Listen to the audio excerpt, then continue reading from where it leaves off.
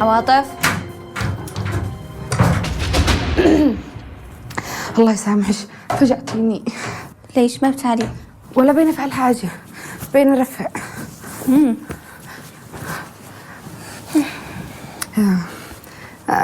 ابوش جاي عندش؟ ايوه. جاي يطمن على حقنا العروسة ما شاء الله. يطمن علي، جاي يصورني ورحلة، ما ادري ايش كان يشتي من الصور. ابوش لو ما يجتمع مع جراح واشجان اكيد بيخططوا له مصيبة كبيرة. لا صح، بل احنا متعودين. وزد بصرت معاه امس في يده بصاير. لا تكون البصاير حقكم انتم مدرة. ماشي، مستحيل. حقنا البصاير مخبيت عند بسمة وما حد داري بهن. اسكت، اتصلي لها. هاتي اتصلها، اتأكد. هاتي.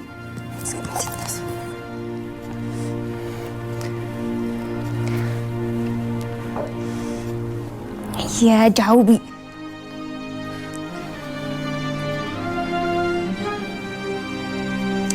مغلق ما بتجاوبش. يا الله سترك. اسمعيني، ضروري تتأكدي. لو اضطر الأمر إن أنت تسيري لعند بسمة هلأ. تمام، بس انتي ايش اللي خلاش تشكي؟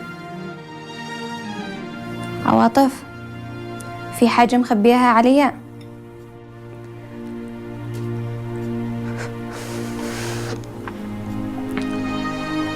أصلاً أنا سمعت جراح، سمعته إنه هو السبب، وهو بيتكلم بالتلفون، هو سبب المشاكل هذه التي حصلت للدرة كلها.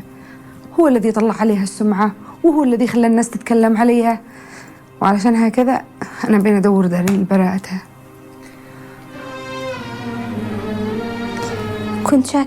كنت شاكة بالموضوع، ودحين اتأكدت.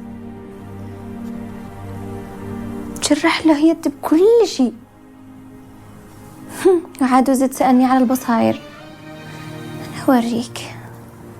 وعلشان هكذا ضروري نلقى دليل براءة درة. اسمعيني، أنا اشتري رقم درة ضروري. أكيد هي معاها حاجات إحنا ما إحناش عارفين بها. أيوة، يمكن وزد حتى رقمها يمكن معاه بسمة. أنت دارية؟ شاسر لا عند بسمة وأخذ رقمها وأجي لعندش. تمام. انتبهي، حد يدري إن أنا كلمتش بشي. حياتك حتتغير يا معتز، اصبر شوية. بعد بصير عمك عبد اللطيف كم يحبك، عاد أزوجك البنت الذي تشتهي، وعمل لك عرس حنان طنان يسمعوا بها القرى كلها. أنا داري إنك بتديني الكلام هذا علشان أنسى أميرة. اسمع يا معتز، أميرة كده هي على ذمة رجال. رجال كدو شايب التكة، كدو في آخر عمره. لا عاد تزيد تذكر لي اسم أميرة. خلاص زوجني صاحبتها هذيك بسمة. بسمة؟